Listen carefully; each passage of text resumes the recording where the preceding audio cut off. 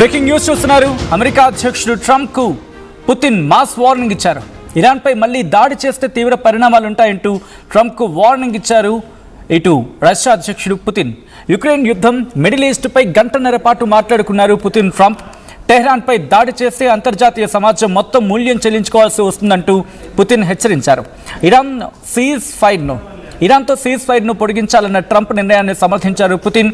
ఇరాన్పై Israel, America దాడి చేస్తే ప్రపంచవ్యాప్తంగా ప్రకంపనలు తప్పవంటూ పుతిన్ వార్నింగ్ ఇచ్చారు. ఇరాన్కు అన్ని రకాల సహాయం అందిస్తామంటూ చెప్పుకొచ్చారు ఆయన.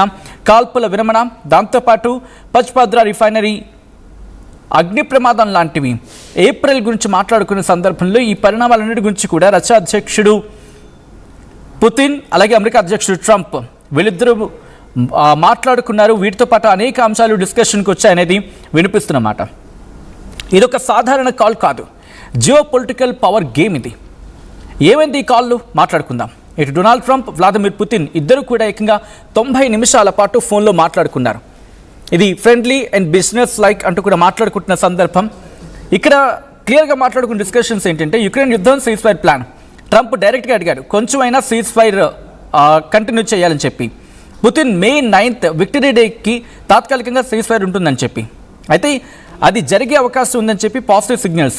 కానీ రియాలిటీ పర్మనెంట్ సొల్యూషన్ అయితే కాదు, ఒక సింబాలిక్ పాజ్ అని మాత్రం ఇక్కడ అర్థమవుతోంది.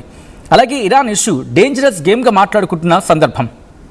అమెరికా ఇరాన్ టెన్షన్ కూడా టాపిక్గా మారింది.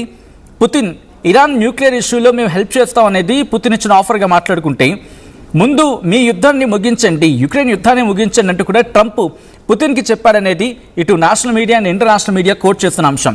అంటే priority clear, Ukraine first, Iran next. అంటే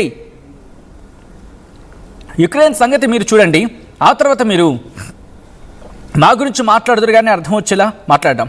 ఇక దీని తర్వాత global tensions and political signal కాల్లో ఇంకా ఏం మాట్లాడుకున్నారు? మిడిల్ ఈస్ట్ కండిషన్స్ గురించి, అమెరికా రష్యా సంబంధాల గురించి, ట్రంప్పై జరిగిన దాడి గురించి, రీసెంట్గా ట్రంప్పై జరిగిన దాడి గురించి కూడా ఈ ఫోన్ కాల్లో కాన్వర్జేషన్కి వచ్చిందనేది వినిపించే మాట. ఈ కాల్ ఎందుకంత ఇంపార్టెంట్? ఇక్కడ 3 కారణాలు.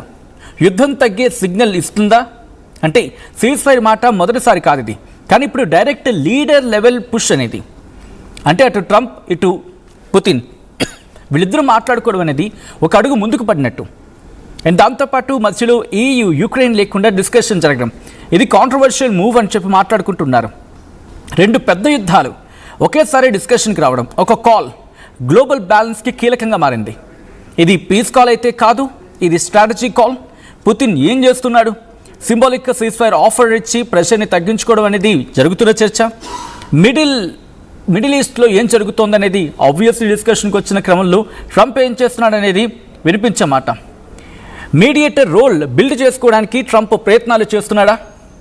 నేనే వారు ముగిస్తా అంటూ ఒక నేరేటివ్ని ఇక్కడ తెర మీదకి తీసుకొచ్చే ప్రయత్నం చేస్తూ ఉన్నాడా?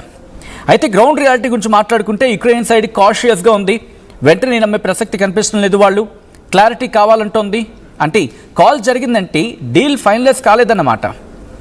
కానీ సింపుల్ ఫోన్ కాల్ అయితే కాదు ఇది. ఇది వార్ పాస్ కావాలా లేకపోతే ఇంకా ఎస్కలేట్ అవుతుందా అన్న దాని మధ్యలో ఉన్న కీలకమైన సిగ్నల్. ఇప్పటి స్టేటస్ ఏంటి అని మాట్లాడుకుంటే ఇది ఒక సీజ్ ఫైర్ ప్రపోజల్ ఉంది, కానీ అగ్రిమెంట్ లేదు, గేమ్ ఇంకా కంటిన్యూ అవుతుంది అనేది ఇక్కడ క్లియర్గా మనకి సింబాలిక్గా కనిపిస్తున్నమాట. అండ్ ఇదే అంశానికి సంబంధించి ఇంకా ఎవరెవరు ఏమంటున్నారు, ఇది దాదాపుగా చాలా రోజులు అయిపోతుంది, ఫ్యూయల్ రేట్లు పెరిగిపోతున్నాయి, ప్రపంచం మీద భారం పడుతుంది. అందుకే ఇద్దరి కాన్వర్సేషన్ చాలా చాలా చాలా కీలకంగా మారింది. రష్యా అధ్యక్షుడు వ్లాదిమిర్ పుతిన్ అలాగే అమెరికా అధ్యక్షుడు డొనాల్డ్ ట్రంప్ వీళ్ళిద్దరి మధ్య బుధవారం ఇద్దరు నేతలు కూడా మిడిల్ ఈస్ట్ పరిస్థితుల మీద అలాగే జియో పొలిటికల్ సిచ్యువేషన్ మీద మాట్లాడుకున్నారు. దాదాపుగా గంటన్నర పాటు జరిగింది వీళ్ళ డిస్కషన్. డైరెక్ట్ టాక్స్, యుద్ధం మొదలైనప్పటి నుంచి, ఇరాన్, ఇజ్రాయెల్, అమెరికా మధ్య యుద్ధం మొదలైనప్పటి నుంచి ఇద్దరు నేతలు మాట్లాడుకున్నది వెరీ ఫస్ట్ కాన్వర్సేషన్. మార్చి నుంచి చూసుకుంటే, అంటే ఫిబ్రవరి 28 నుంచి చూసుకున్నా కూడా. అయితే క్రెమ్లిన్ అంటే రష్యా ఏముంటుంది, యూరీ ఉషకోవ్ వాళ్ళు ఏం చెప్తున్నారంటే కనుక రష్యా వర్షన్ ఏంటంటే ఇద్దరు నేతలు కూడా డీటెయిల్గా డిస్కషన్ చేసుకున్నారు ప్రస్తుతం మిడిల్ ఈస్ట్లో ఉన్న ఎస్కలేటింగ్ సిచ్యువేషన్ మీద. అండ్ ఇది రష్యా ఏముంటుంది, ఇటు దేశాధినేతలు కూడా పర్టికులర్ అటెన్షన్ పే చేయడం జరిగింది ప్రస్తుతం ఉన్న సిచ్యువేషన్ రిగార్డింగ్ ఇరాన్కి సంబంధించి అలాగే పర్షియన్ గల్ఫ్లో ఈ పరిస్థితుల మీద ఇరువురు నేతలు కూడా పర్టికులర్గా అటెన్షన్ ఇచ్చి మరీ మాట్లాడుకున్నారనేది, అంటే ఇద్దరు దృష్టి సారించి చాలా జాగ్రత్తగా ఆచితూచి మాట్లాడుకున్నారనేది. అయితే పుతిన్ ట్రంప్ రీసెంట్ మూవ్, ఇరాన్కి సంబంధించిన రీసెంట్ మూవ్, దానికి ఆయన సమర్థించారు. ఏంటది? Vladimir Putin Donald Trump decision, మరి ముఖ్యంగా సీజ్ఫైర్ని కొనసాగిస్తానంటూ ట్రంప్ ఇచ్చిన డెసిషన్కి మద్దతు తెలిపారు. అండ్ దానికి ఆయన సపోర్ట్ చేశారనేది ఇక్కడ రష్యా వర్షన్. ఇది కనుక కంటిన్యూ అయితే ఎందుకు ఇది కీలకంగా మారుతోంది అనేది మాట్లాడుకునే ప్రయత్నం చేస్తే రష్యా చాలా కీలకమైన స్టేట్మెంట్ కింద మారే అవకాశం ఉంటుంది. ఒకవేళ సీజ్ ఫైర్ కనుక అమెరికా ఒప్పుకుంది, అదొక కొన్ని రోజులు ముందుకు వెళ్తుందని చెప్పి ఇదే చర్చ కంటిన్యూ అవుతున్న క్రమంలో రష్యా కనుక దీనికి ఒప్పుకొని, అంటే ఇరాన్ కూడా ఒప్పించింది అనుకుందాం, ఒక విధంగా చెప్పాలంటే సీజ్ ఫైర్ కంటిన్యూ అవుతుంది, కాల్పుల విరమణ జరుగుతూ ఉంటుంది. అండ్ ఇది బ్రేక్ అయితే మరి కండిషన్స్ ఏంటి?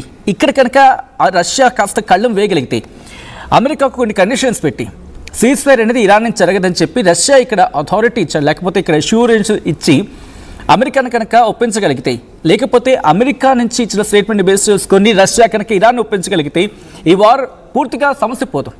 కానీ ఆ పీఠముడి వీడే అవకాశం ఉంటుంది. బట్ ఆ పీఠముడి ఎక్కడుంది? వెళ్ళి హార్మూజ్ జలసంధిలో ఉంది.